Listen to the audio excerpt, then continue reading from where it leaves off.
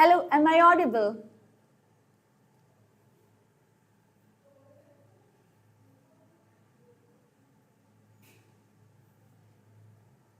Am I audible to everyone? Am I? Can I get some comments if I'm audible?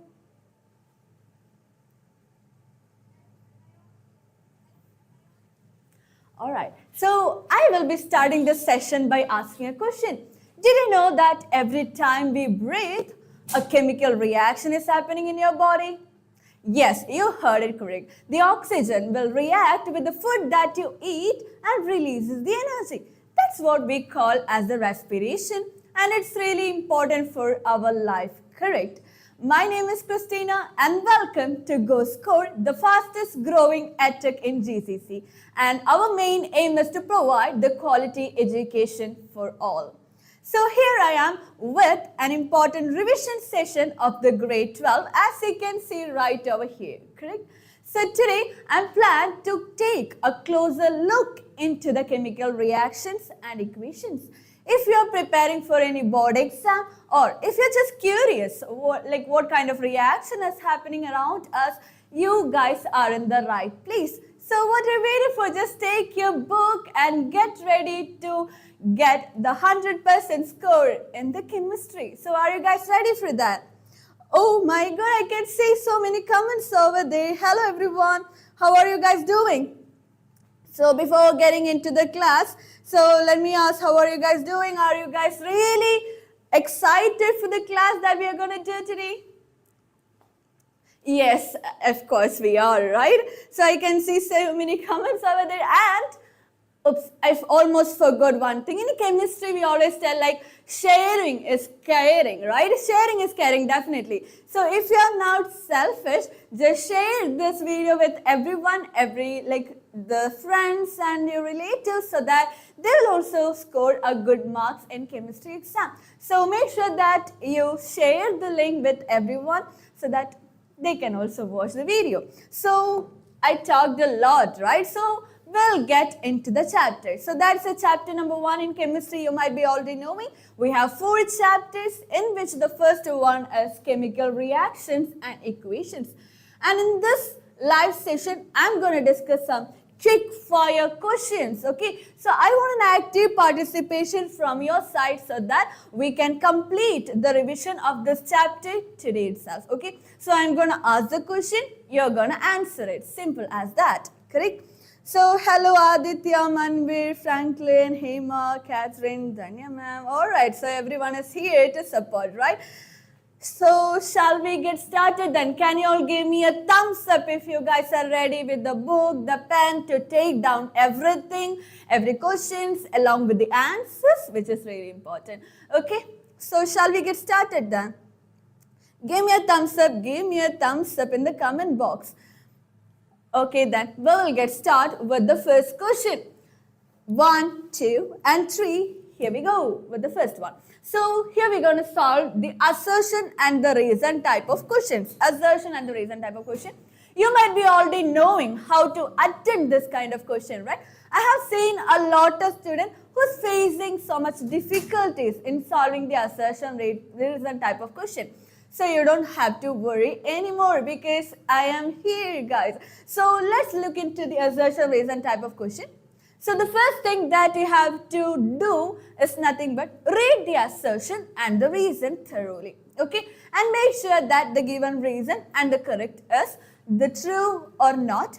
And finally, what you have to do, like check whether the given reason is the correct explanation for the assertion, okay? And if you're done with that, choose the correct options given right over here, whether it's A, B, C or D. Choose the correct option. Here we go, 1 mark is in your pocket now. So let's get started without getting any delays. Here we go with the first question. Okay, assertion. Calcium carbonate when heated gives calcium oxide and water. What do you think? Is that a correct statement? For that, we have to actually write the equation and check for that, right? So coming into the calcium carbonate, what is the formula that you can give for the calcium carbonate? You might have already learned a lot about the calcium carbonate, right? So can anyone let me know the formula of the calcium carbonate? Let me check how many of you are actively participating in the chat box. Okay, go ahead. Tell me the formula of the calcium carbonate. Tell me, quick, let me quick. What's the formula that you can give for the calcium carbonate? What? No response at all? What is the formula for the calcium carbonate? You might have already learned it, right? So give me. Okay, Manvi is like, no ma'am, I don't know. Is that true? Okay, so calcium carbonate is nothing but before that we have to do an important thing, pick the pen. Okay, so we have already know that the calcium carbonate is CaCO3. Calcium carbonate, calcium and the carbonate, which is solid in state. And the question is given that when heated, what's the next step? Let's heat them up. Okay, so let's heat the calcium carbonate. We know that when we heat a single compound, that will be undergoing a decomposition reaction. What do you mean by decomposition reaction? What do you mean by that? A single component is gonna break down into two or more products. That is your decomposition reaction. Now we have a single compound, that's your calcium carbonate, which will be breaking down into calcium oxide, which is again in the solid state, and the oxygen atom. Okay, so calcium oxide and the, which is a gas. Okay, good to go. So this is how we'll be getting, almost I forgot, the calcium, it's not the oxygen, carbon dioxide. Okay, so calcium carbonate, when they decompose, we will be getting the calcium oxide and the carbon dioxide gas. So some of you guys asking like, is it really important to like show the states of the compound? Yes, of course it is. We are in the 10th grade, of course, the states are really important in a balanced chemical equation. So make sure that you give the state along with the balanced chemical equation. Now, let's read the assertion again. Calcium carbonate when heated gives calcium oxide and the water. Is that correct? No, not at all. It gives the calcium oxide and the carbon dioxide, not the water. Okay, it's the carbon dioxide, guys. So, assertion here itself, we can tell that it's completely a false statement. Now, coming into the reason, let's read it. On heating calcium carbonate, decomposition reaction, as I have already mentioned multiple times that it's a decomposition reaction. Definitely the reason is correct.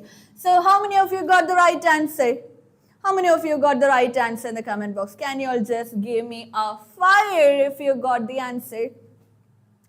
Alright. So calcium carbonate, this is a assertion is a wrong statement, but a reason is true. Let's get into the next question. This one you have to solve it, okay? So now, when HCl is added to zinc granules, a chemical reaction occurs. The chapter name itself is the chemical reaction, right? Of course, we are learning about a lot of chemical reactions. Here we go. HCl is added into the zinc granules, okay? We know that HCl is an acid and zinc is a metal. Can you let me know the reaction when the acid reacts with a metal? What is the reaction like? What happens if a metal reacts with an acid? Definitely, we'll write that down, okay? So we know that when the acid reacts with a metal, what do we get? We will get the salt and the water. We'll get the salt and the water, right?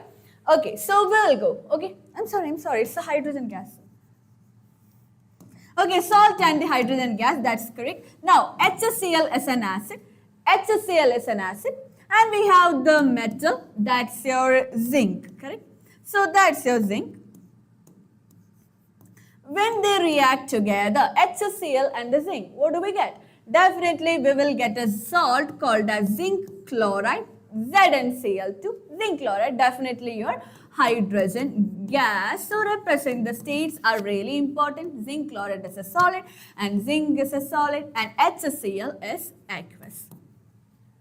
Okay, good to go. Now coming into the important point, balancing chemical equation. We have 2 hydrogen over there, so 2 HCl. So this the reaction happens when a metal reacts with an acid. Definitely it's an example for the chemical reaction. So assertion is a super good statement. Now coming into the reason, evolution of a gas and change in the color indicates the chemical reaction taking place. That's again correct. So evolution of a gas. Even though there is no color change happening in this reaction, definitely it's an indication for the chemical reaction. So the reason is true and the assertion is true again. What's the next stage? Check the reason is the correct explanation for the assertion. It's not. Okay, the reason is not the correct explanation for the assertion. So I can tell the answer that its assertion is true and the reason is also true, but reason is not the correct explanation for the assertion. That's very much correct. Now moving into the next question. Okay, we'll go. Brown fumes are produced when lead nitrate is heated. Can you let me know the formula of the lead nitrate? How do you write the formula of the lead nitrate? Definitely it is Pb, and since the valency of Pb is 3, and we can write as PbNO3 twice. Okay, so valency of lead is 2, valency of NO3 is taken as 1. Crisscross, we will get the formula. Okay, so we can write as PbNO3 twice. Okay, PbNO3 twice. Now let's heat them up. Okay, so let's heat the lead nitrate. What do we get? Definitely we are going to get a lead oxide. Okay, lead oxide, PbO. Then we will get nitrogen dioxide and also oxygen.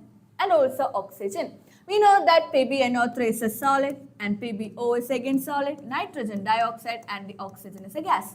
Now the next step is to balance the chemical equation. For that, let's add 2 over here so that it is 2 PbO and we have how many nitrogens? 2, 2 and 4. So we'll be having 4 nitrogen, so a well-balanced chemical equation. Oxygen, you can check it out, it's already balanced. Okay, so this is the balanced chemical equation where the lead nitrate undergoes a decomposition reaction. So, and you know what? The nitrogen dioxide is brown in color. Have you seen the color of the nitrogen dioxide gas anywhere? You might have already experienced in the labs, right? So it is a brownish fumes you will be getting, and that's the correct statement. The brown fumes are produced when lead nitrate is heated. That's a correct statement.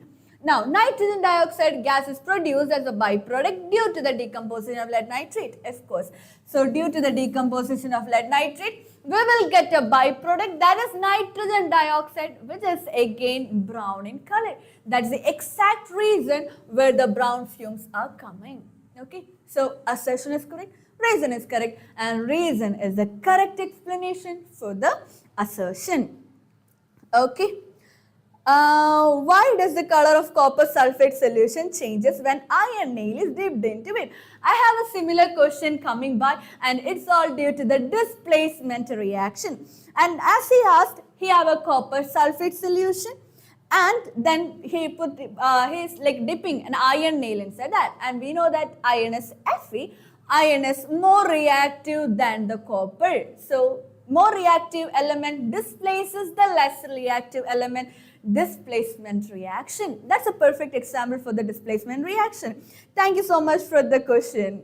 By the way, Eva's world. Okay. Alright, here we go. Now, white silver chloride turns grey in sunlight. What's the answer for that? Is that a true statement? What do you think? The white silver chloride turns grey in sunlight. What's the color of the silver chloride? It's already mentioned over there. It's white, right? So how do you write the formula of the silver chloride? It is Ag and Cl2. AgCl2, which is solid in nature. Correct? Turns grey in sunlight. Okay. So we have to pass sunlight.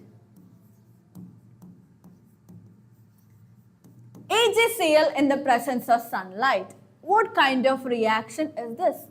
Just let me know what kind of reaction is this. AgCl undergoing a decomposition reaction in the presence of sunlight. That's a photolytic decomposition or photochemical decomposition. Now coming into this, what are the products that we can expect? It's real simple. It is the Ag solid and the chlorine gas, Cl2 gas. Okay. So silver. Okay. Now let's balance it. We have like AgCl, let's balance it, it's already balanced, right? So AgCl will be giving you Ag and the Cl2 gas, and it's all due to the presence of silver. Silver, we know that it is grey in color. It's gray in color. That's exactly why they are forming a gray color, and the assertion is true. Coming into the second one, decomposition. Decomposition of silver chloride in the presence of sunlight, taking the silver metal and the chlorine gas. And assertion and the reason, both of them are correct, and reason is the correct explanation for the assertion. So you might have already learned all these things, right? So it's super easy for you guys. Now coming into the assertion, another one, pungent smelling gas is produced when sulfur burn in air. When sulfur burn in air, a pungent smell is coming. Is that true? What do you think?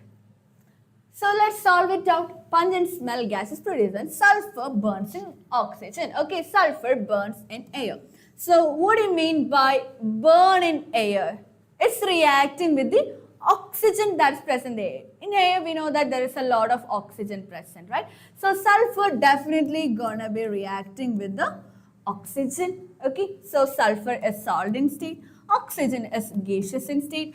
When they combine together, definitely we are gonna get a sulfur dioxide, which is again a gas. Okay, definitely this sulfur dioxide will be having a pungent smell. That's a correct statement. So a pungent smell gas is produced when sulfur burns in air. That's correct. Sulfur trioxide is formed on the reaction with the sulfur and the oxygen. Is that correct? Does it look like sulfur trioxide to you? No, right? Sulfur dioxide, not the trioxide. So reason is a false statement, and assertion is correct, and the reason is false. Okay, so I hope you guys are following me. If you are, can you all give me a thumbs up? The comment box is almost like dead. Okay, so can you just fire the comment box or the chat box up? Okay, now and there. Hello. Am I the only one present here? Or if you are there, taking down the notes, and just let me know if you are there. Hello? Are you guys there? All right. So you might be there, but active participation, I told you, right? Active participation is really important in this live sessions. You might be already knowing that, and if you know the answer and if you have any doubt, just comment it. Okay, or if you're just happy, show it. Okay, here we go with the next question. Okay, in a reaction of copper with the oxygen, copper serves as the reducing agent. To check that, again, we have to go after the chemical equations. Here we go. The copper with the oxygen. Copper is Cu, oxygen is O2. Okay, so we will get, what do we get? We will get the copper oxide. Okay, so we have two oxygen atoms. Let's balance it. Okay, two copper and the oxygen, two CuO. Okay, so copper is a solid and oxygen is a gas. Copper oxide is again a solid. Okay, so this is the reaction. Now, what do you mean by oxidation and reduction? Before getting into the question, I want you to tell me what you mean by oxidation and the reduction. Oxidation is nothing but gain of oxygen is oxidation. Okay, so according to this, oxygen is adding up. Okay, copper is turning into copper oxide, isn't it? Copper is turning into copper oxide, definitely. Now, copper is gaining the oxygen and turning into copper oxide. It's the addition of oxygen, which we can call that as oxidation. Okay, now we already know that. How do you define a reducing agent now? Reducing agent is the one which is helping the other substance to get reduced or itself undergoes oxidation. The substance which is undergoing oxidation is your reducing agent. So in the question, in a reaction copper with oxygen, copper serves as the reducing agent. Is that correct? Definitely it does. It's correct statement. Okay. So copper is the one which is undergoing oxidation, and the one which is undergoing oxidation is your reducing agent. So copper will be acting as your reducing agent.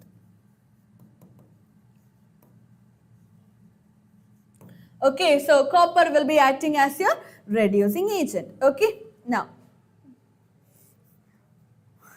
Alright, so I'll get into that. Okay.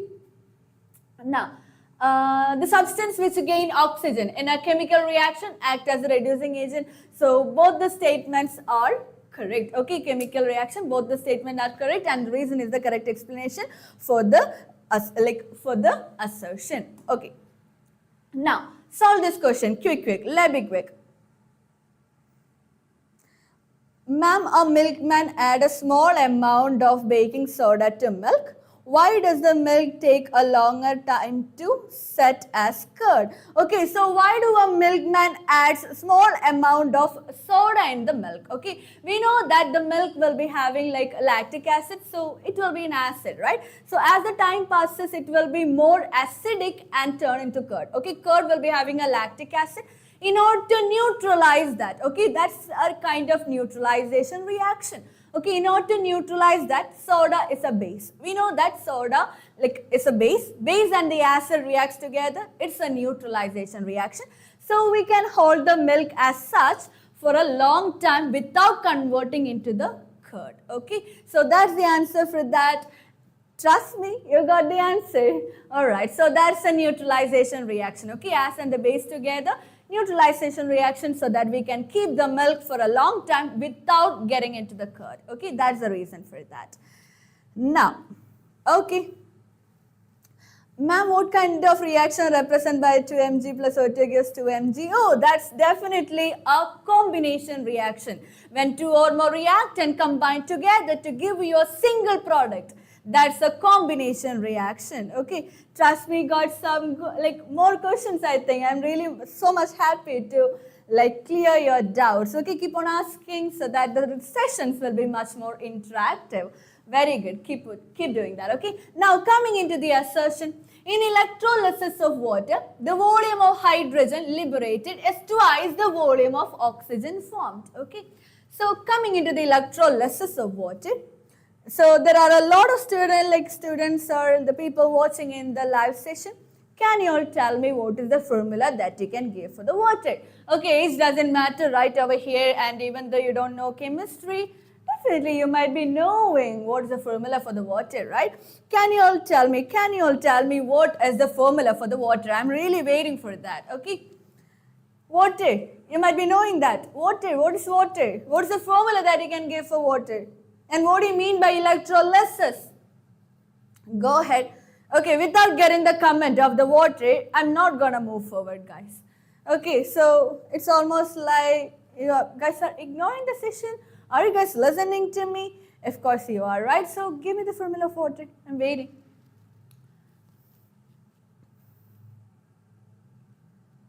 Is it like HIJKL? Because it's H2O. So the alphabet goes from hydrogen to oxygen. Is it like that? No, right? It's H2O, definitely. Who else don't know the water? It's H2O, guys. It's really sad that you don't know the formula of water. Okay, so it's H2O. H2O is a liquid, we know that. Okay, now what do you mean by electrolysis? Electrolysis of water. Electrolysis of water. Electrolysis is nothing but passing electricity and undergoing a decomposition. Okay, so decomposition by using electricity, that is electrolytic decomposition. Okay, so when we pass electricity, okay, when we pass electricity through the water, what happens? It's gonna split. It's gonna split into what? It's gonna split into biryani and sandwich? No. What the water is gonna split into? Okay, they are gonna decompose into, definitely it's contain the oxygen and the hydrogen. So let's balance it. 2 oxygen atoms, so 2. So to right over here, both of them are the gases. Both of them are the gases. Okay, hydrogen and the oxygen. Now coming into this, electrolysis of water, the volume of hydrogen liberated is twice the volume of oxygen formed. Is that a correct statement? Definitely. When 2 moles of water decomposes, we will get 2 moles of hydrogen and only 1 mole of the oxygen. Correct? So the volume liberated by the oxygen is just the half of the hydrogen, or else we can tell that the volume of the hydrogen is just the twice of the oxygen. That's the correct statement. So assertion is true. Assertion is true. Now coming into the reason. Water has a hydrogen and oxygen in the ratio 1:2 by volume. Open your eyes and tell me the answer. Is there in the board itself? Is it in the 1:2 ratio? Is it in the 1:2 ratio? No, I don't think so. I don't think so. It is in the 1:2 ratio. It's in the 2:1 ratio, right? 2:1 ratio. So in the water, we have 2 hydrogen atoms and 1 oxygen atom. So it is in the 2:1 ratio, not 1:2. Everyone must be already knowing this, right? So reason is completely wrong. What did I do? Okay, so whatever. Am I zooming that in? Alright, so reason is a completely wrong statement and the assertion is true. Getting into the next question. The balancing chemical equation is based on the law of conservation of mass. What do you think about that statement? Is it the law of conservation of mass? Definitely. Can you let me know what's the law of conservation of mass? You might have already learned about like this in the 9th grade, right? It's a 9th grade topic, law of conservation of mass. Definitely, that's correct. Mass can neither be created nor be destroyed. You cannot go and do like abracadabra a phone. No, matter cannot be created like that. And the matter, abracadabra destroy. I cannot destroy that all of a sudden as well. So matter cannot be destroyed and it cannot be created as well. Okay, that's the basis of balancing the chemical equation. So balancing chemical equation is based on the law of conservation of mass. A true statement. Now, total mass of the reactant is equal to the total mass of the product. How many reactants are there? That equivalent amount of product must be formed. Exactly. Okay, that's the correct statement and reason is also correct. Okay, so assertion and reason, both of them are correct and reason is the correct explanation for the assertion. Okay, now. Why do we store silver chloride in dark colored bottle? Good question, good question. That is a question which is asked from the previous year, I guess. Okay, that's because silver chloride can undergo what? A photolytic decomposition. So silver chloride is a photosensitive compound. It's a photosensitive compound. As we have already, let me clear out the doubts and we'll move ahead with the question. Okay, wait for that. Now we know that we have the AgCl. That's your silver chloride. AgCl is a silver chloride. Undergoes a photolytic decomposition so that we will get the Ag and the chlorine. Let's balance it. Let's balance it. Okay, so this is how the reaction will be undergoing a photolytic decomposition. That's exactly. In order to avoid the decomposition, we'll be always storing it in a dark colored bottle so that the sunlight won't be affecting our silver chloride. Okay, I hope you got the answer. So someone is like, how many of you are from the Fahil? Okay, so we have a lot from the Fahil, I think. Okay. Alright, here we go with the next question. Here we go. Iron articles are painted so as to prevent them from rusting. So you might have faced this serious issue in your life somehow, right? So if you had a good bicycle and you left that for like many days and coming the months and they will be exposed to the water, the moisture and the air, soon after you discover that the bicycle that you brought got rusted, right? It's got rusted. So what do we do now? Paint them up, okay, so that we can prevent the rusting, prevent the further rusting. We cannot do anything with the like, or they have already rusted. We cannot do anything for that, but you can prevent the further rusting by painting it. That's a correct statement. Iron articles are painted as to prevent them from the rusting. What do you mean by rusting?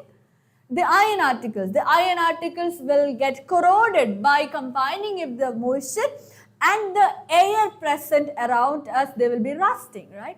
So that's exactly a true statement. Painting helps, okay? That's exactly why we are painting the doors and the windows with some beautiful paint. Do you think that to attract the people? Of course, nowadays the people will do to attract that, but we started to just to prevent the corrosion, okay?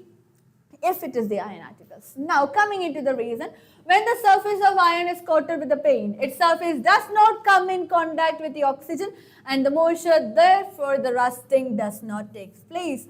assertion and reason. Both of them are correct, and reason is the correct explanation for the assertion. Okay, someone is like J for hair. Okay, whatever. Okay, we'll go with the next one. AGBR is used in the photograph and X-ray films. As I have already explained a case about the AGCL that trust me asked over there. Okay, so someone is like Abbasya on. Okay, here we go. AGBR is used in the photograph. Definitely, they are all photosensitive compounds. Okay, they are all photosensitive compounds which will be exactly used in the traditional photographs, not nowadays. You might have already like seen in movies, right? We'll be having the photo studio in which we will get the invisible film, and later on when we show to the sunlight, it will get the color, and the photo will be visible. You might have already seen that, right? And in those era, we'll be using the AGBR or AGCL. Okay, AGBR is the most common one than the AGCL.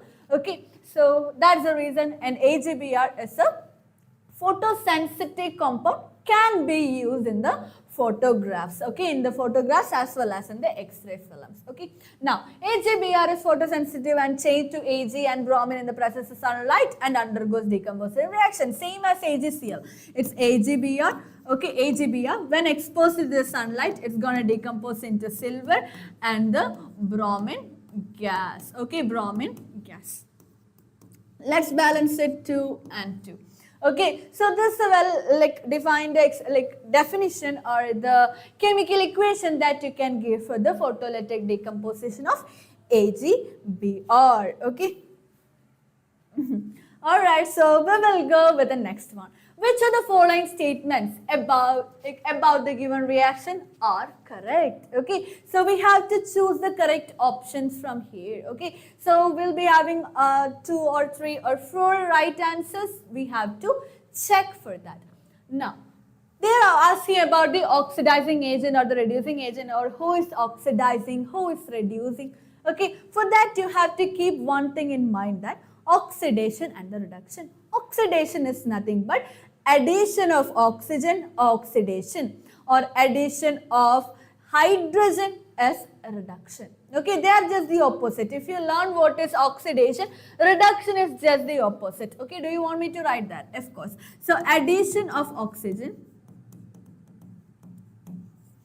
addition of oxygen. What? Wait a second. So addition of oxygen or removal of hydrogen. Addition of oxygen or removal of hydrogen is something you call as your oxidation. Okay, oxidation. Now coming into the reduction, it will be just opposite. I told you, right? It will be just opposite. That's nothing but the removal of oxygen, or addition of hydrogen. Addition of hydrogen is something called as reduction. Okay, coming into the reducing agent and the oxidizing agent, which is again really important. Reducing agent is nothing but which is undergoing oxidation. The substance which is undergoing oxidation will be your reducing agent. The one which is undergoing reduction will be your oxidizing agent. Keeping this concept in mind, look at the chemical reaction that we have. Let me change the color for you guys. Which color do you like? The green. We'll go with the green or blue? Blue will be fine. Now, Fe is turning into Fe3O4. Correct? Now, are they like iron is gaining the oxygen or removing the oxygen? It was Fe alone. Now it is Fe2O3. Definitely, that is an addition of the oxygen. Addition of oxygen is something you called as oxidation. Correct? Now, water is converting into hydrogen. Where is this oxygen gone? Oxygen just disappeared. Okay, so that's nothing but removal of oxygen. Removal of oxygen is something you call as a reduction. Okay, so it's right. Okay, reduction. Reduction is the removal of oxygen. Addition of oxygen will be your oxidation. Okay, now coming into the oxidizing agent and the reducing agent. Who is the oxidizing agent right over here? Oxidizing agent. Okay, by keeping this in mind, tell me who's the oxidizing agent. The one which is undergoing oxidation is a reducing agent, and the one which is undergoing reduction is your oxidizing agent. Okay, I have given all the hint that is possible to give. Now it's your turn. Tell me the oxidizing agent and the reducing agent. Go ahead, go ahead. Okay, that's really good. So coming into the oxidizing agent, the one which is undergoing reduction. Who is undergoing reduction? Water is undergoing reduction. That is exactly your oxidizing agent. Now, who is the reducing agent? Who is the reducing agent? The one which is undergoing oxidation is the reducing agent. So, iron, Fe. So, iron is your reducing agent. Iron is your reducing agent. Okay. Now, answer this. All your answers is on the screen. Now, or the board, can you just let me know the answer? Iron metal is getting oxidized. Is iron metal is getting oxidized? Yes, correct. Iron is getting oxidized. Water is getting reduced. Water is getting reduced. That's again correct. Water is acting as the reducing agent. Water is acting as the oxidizing agent. Okay. Did I use the eraser? Okay, it's an oxidizing agent. It's a wrong statement. Water is acting as an oxidizing agent. That's correct. So 1, 2, and 4 are the right answer. That's option C. So option C is your right answer. I hope everyone got the answer for this question. And do you have any doubt in this question? No? Alright, then we will go. Okay. Which of the following are exothermic process? What is exothermic and what is endothermic reactions? What do you mean by an exothermic and the endothermic reaction? Can you just let me know? Let me know who's what do you mean by oxidation? Not the oxidation. We are talking about the exothermic and the endothermic. Okay, we came across with the next question, right? Am I still in the last question? All right, let it go. Now, exothermic and the endothermic. What is that? Exothermic reaction is nothing but when the heat energy is liberated from a chemical reaction. Exit. Okay, remember that. Exothermic. Remember about the exit. Everyone will be going out from the exit, right? So it's going out. Okay, heat energy will be liberated from the reaction to the atmosphere. That's an exothermic reaction. Now, what do you mean by an endothermic reaction? What do you mean by an endothermic reaction? Ender. Okay, so they are absorbing the heat energy. Energy is absorbed or entering into the chemical reaction. The chemical reaction happens by absorbing the heat energy is your endothermic reaction. The energy released, okay, during a chemical reaction, that is your exothermic reaction. Don't get confused with the exothermic and the endothermic. I have noticed a lot of students who got confusion, exothermic and the endothermic, okay. So don't get confused anymore. Exit, endo, entered, okay. Good to go. Now, coming into the question, which of the following are the exothermic process? The reaction with the water with a quicklime. Okay, water and the quicklime. Okay, another important question. What do you mean by quicklime? What is quicklime? What is quicklime? What do you mean by the quicklime? Okay, go ahead. What do you mean by quicklime? Definitely it's calcium oxide. Okay, now we have the calcium oxide. That's your quicklime. Okay, calcium oxide. Now combines with water. Combines with the water, which is a liquid. What do we get? Calcium oxide and the water together. It's a vigorous reaction. It's like a violent reaction. Okay. So tell me, what do we get? Definitely we are going to get the slaked lime. That is CaOH twice. Okay. Calcium hydroxide or the slaked lime. This is your quicklime. And this is your slaked lime. Quicklime and the slaked lime. Okay, quicklime is the calcium oxide and slaked lime is your calcium hydroxide. And during this reaction, it's a highly exothermic reaction with the releasing of a large amount of heat energy. If you do this chemical reaction, like I remember this once I have done this chemical reaction in my lab when I was doing the degree. I was doing this reaction and the test tube was in my hand. Okay, I was holding the test tube. And due to the heat energy, I suddenly dropped the test tube. I got scared and everything broke and I got a lot of scolding from the teacher. Okay, of course, I do such kind of things. And it's a highly exothermic reaction and the heat energy will be released. If the heat energy is released, we know that it's an exothermic or endothermic. Your turn. I explained everything. Your turn to tell me whether it's an exothermic or the endothermic if the reaction is releasing the heat energy. Definitely that's an exothermic reaction. It's an exothermic reaction. Now, evaporation. Oh, did I write at the bottom? No. Hold on. Okay, it was the first one. So it is an exothermic reaction. Dilution of an acid. Dilution of an acid. Exothermic or the endothermic reaction? Tell me. Dilution. During dilution, heat energy will be released or absorbed. Definitely that's an exothermic reaction itself because the heat energy will be released during the dilution of the acid. Okay, so be careful when you dilute the acid. Okay, it's an exothermic reaction definitely. Now coming into the third one, evaporation of the water. How do the water evaporates? By absorbing the heat energy, right? Absorbing the heat energy is an endothermic reaction. Endothermic reaction. Now sublimation of the camphor. What do you mean by sublimation? You might have already learned that in the 8th grade or something, right? So what do you mean by sublimation? What is sublimation? Definitely sublimation is nothing but solid converting into a gas. Solid directly converting into the gaseous state without passing into the liquid state is something called as sublimation.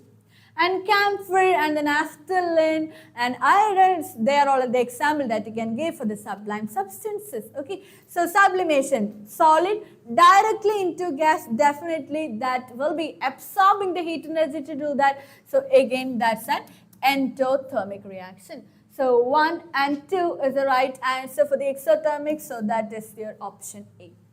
Okay, option A is your right answer. Oh, it's already 43. We have only 15 minutes to go. All right, we'll speed that up. A substance X is used in the whitewashing and is obtained by heating the limestone in the absence of the air. In order to solve these kind of question, the first thing you should know what do you mean by the, what is that? The limestone. What do you mean by the limestone and which is the agent that you'll be using in the whitewashing? You should know all these basic things before getting into the question.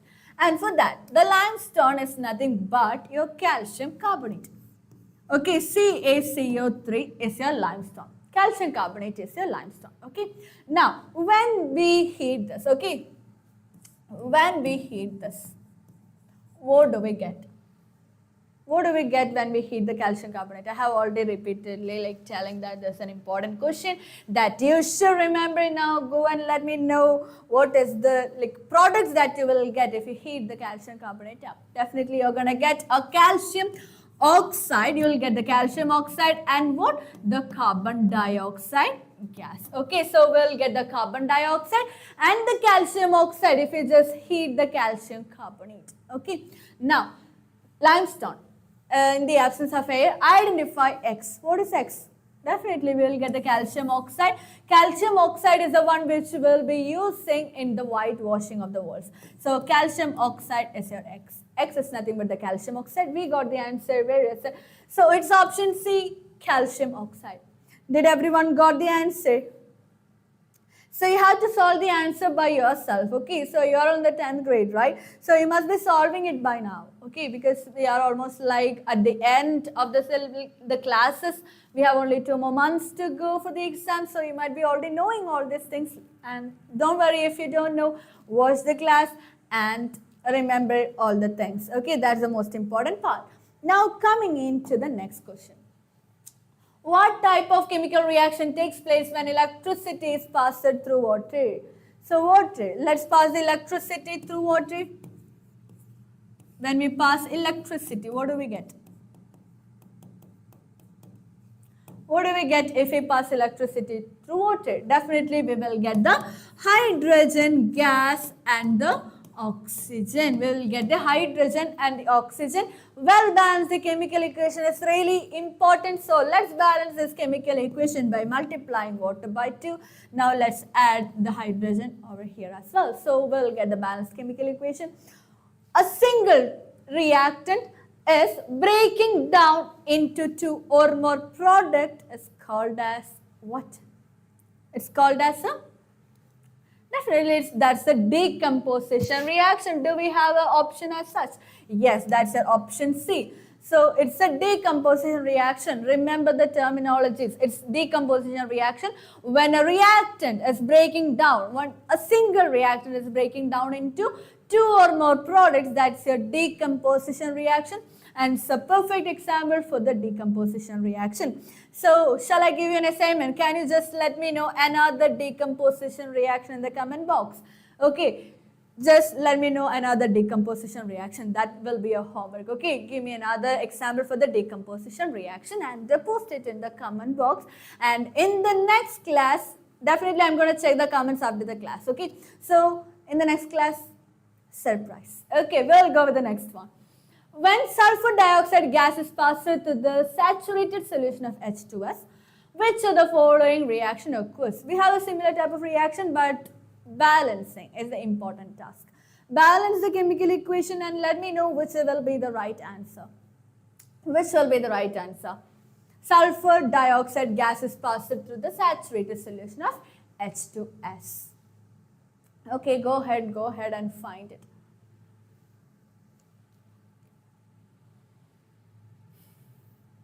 Definitely. There are how many sulfur? How do you balance the chemical equation? As I already told you, number of reactant molecules and the product molecules should be equal. Okay, the number of moles of reactants and the number of moles of products should be equal according to the law of conservation of mass. Remember that? Yes. So here we go. We have a total of 3 sulfur. Okay, it's balanced. Now coming into the hydrogen, we have 4 hydrogen and 4 hydrogen. That's again correct. And coming into the oxygen, we have 2 oxygen right over here and we have 2 oxygen as well. So the first option itself is a balanced chemical equation. That's the right answer. Okay, we got the right answer by looking into the first option itself. So if you want to make sure that's the correct statement or the option, make sure that you follow the next one as well, so that you can prove them wrong, so that you can be more confident on your answer. But I don't prefer wasting the time, just care about the time as well. Okay, time really matters. Now coming into the next question. PbCu and the Cl2 will be getting the PbCl2 and the copper. The above reaction is an example for what? So what kind of reaction is this? What kind of reaction is this? Definitely that's a displacement reaction. Now it's your turn to tell me what you mean by a displacement reaction. I have already mentioned it, right? Trust me, I asked me a question about this displacement reaction where I have explained what was the displacement reaction. If you could have listened to me, you could have answered it, right? So what is the displacement reaction? Displacement reaction is nothing but when a high reactive element displaces a low reactive element from its salt solution. It's your displacement reaction. Okay, displacement reaction, something like your friends, right? So if me and we have biology sir, Paul sir, okay, me and Paul sir was really a good friends, okay? So we used to share like every concepts and everything. So me and Paul sir is a good friend, okay? And suddenly, who came? Guess who came? Alka ma'am came, guys. Alka ma'am came and told me like, took Paul sir along with her because like Alka ma'am is like more thorough in biology, right? They are already like Paul sir is already taking biology and Alka ma'am is taking biology and chemistry, right? So what Alka ma'am did? Alka ma'am know more biology. So she took Paul sir with me and gone. So what am I doing right over here? Nothing. Okay, I cannot do anything. They already left me, right? So that's the displacement reaction. When more reactive element comes, they'll displace the less reactive element. Okay, so a sad story, you might have experienced it. but still we'll go. Okay, so here we go. Lead is more reactive. Lead is more reactive. Lead is more reactive than whom? Then definitely copper is being replaced, right? So lead is more reactive than the copper. So the lead displaces copper from its salt solution and gets PbCl2. That's a displacement reaction. Now you might have a question, how do we know lead is more reactive than the copper, right? For that you have to learn the reactivity series right over here. Now you might be wondering, how do we learn this much elements, ma'am? Okay, simple. Mnemonics is waiting for you. Okay, so you might have already learned my mnemonics. If you are thorough with that mnemonics, stick on with that. If you are not heard about any mnemonics, or if you are like reaching for a new concept or something, just go ahead with this. Okay, so this is my mnemonic that you can remember for the easy studying. Okay, here we go. Please send cat, monkeys and zebras in a lovely happy cages made of silver, gold and the platinum. Okay, P for potassium, S for the sodium. Remember the symbol, it's not SA, it's Na. Okay, so remember that. Okay, now cats, C for the calcium and M for magnesium, A for aluminium and Z for zinc, I for iron, L for lead, H for hydrogen and C for copper, M for mercury, silver, gold and the platinum. Okay, so remember the order of the reactivity series and it will help you to find which element is more reactive and which is again important for the upcoming chapter, metals and non-metals. So study this right now. Okay, there is no other time. Okay, so if you if you think like we'll learn it later, there's no later, study it right now. Okay, this is your time. Now coming into the lead and the copper, lead is right over here and the copper is here. Okay, so this reactivity is based on the increasing order of the reactivity where potassium is the most reactive one. Now coming into the series, copper is just below the lead, indicating that lead is more reactive than the copper. So lead displaces copper from the salt solution. That's an example for the displacement reaction. We will go with the next question now. Which of the following gases can be used for the storage? Okay, storage.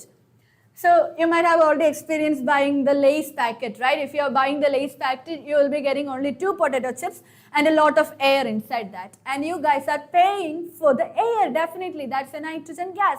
You're paying for the nitrogen gas, guys. Don't get amused by that, okay? So definitely that's the helium and the nitrogen. Okay, so in order to prevent the rancidity, these are the gases which we'll be using for the storage purpose, okay? So remember the the gases which we'll be using in the storage purpose, that is the helium and the nitrogen. Okay, let's move ahead with the next question. Write the balanced chemical equation for the following chemical reactions. We have a set of chemical reaction and this question was there in the 2014 paper, so just let's go and solve it out.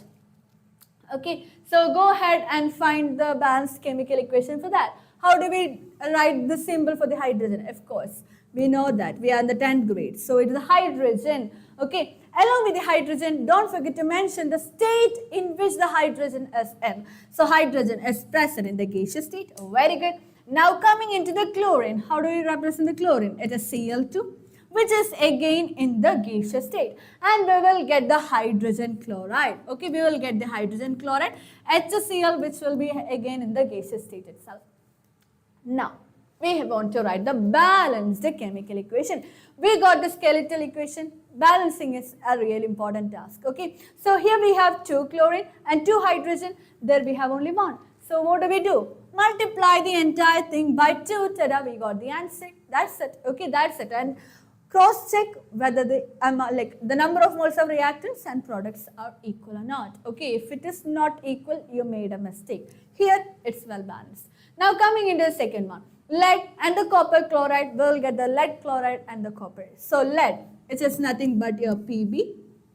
Okay, and we have the copper chloride, that is your CuCl2. Okay, lead is a solid and the copper chloride is again a solid. Okay, now, no, it's an aqueous solution. Okay, it's an aqueous solution. Hold on a second.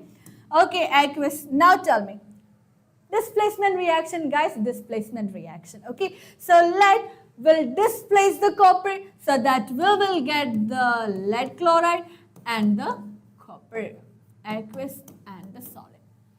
That's again a well-balanced chemical equation. It's already balanced. You don't have to go and balance thinking. Okay, now coming into the third one, zinc oxide and the carbon will give zinc and the carbon monoxide.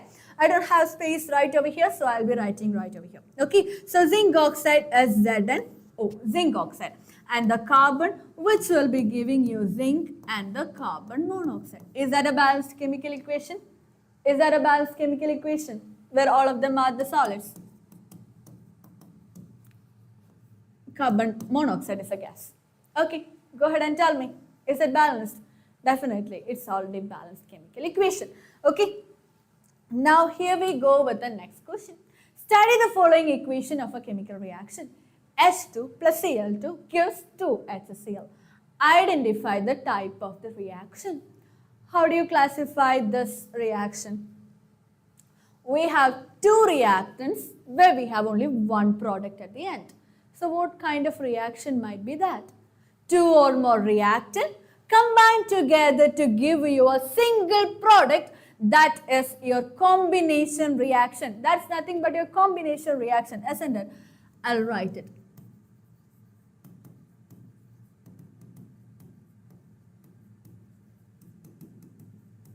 That's your combination reaction. Okay, so when two or more reactants combine together to give you a single product, that's your combination reaction. And write a balanced chemical equation of another example of this type of reaction. We have the combination reaction in our hand. Can you give me another example apart from this? Magnesium and the oxygen. We'll go with that. Okay, so magnesium reacts with oxygen, so that we will get magnesium oxide. Let's balance it. Okay, so it's a solid and it's a gas. Magnesium oxide is again a solid. Okay, so this is a perfect example that you can give for what? A combination reaction and the formation of water. Hydrogen and the oxygen combined together. Hydrogen is a gas and the oxygen is again a gas, right? That will be giving you water, which is a liquid. Okay, now balance the chemical equation. We have two oxygen atom and the two water. So when you're writing a chemical equation, remember that you have to write a well-balanced chemical equation. Well-balanced chemical equation is really matter. Okay, so this is the explanation, or this is how you should write in your exam paper. Okay, now we will get into the last question. Okay, so this question will be your homework. Okay, so when I come the next class with the other questions of this chapter itself, I want the answer for this in the comment box. Okay, so this will be your homework. Do the question and just submit in the chat box. Okay, that's it, and thank you so much for watching me. Thank you so much for being here with me, learning everything, and I'll see you in the another session with more questions. So don't forget to stay tuned with the Go Score, and I'll see you in the next time. Until then, bye bye.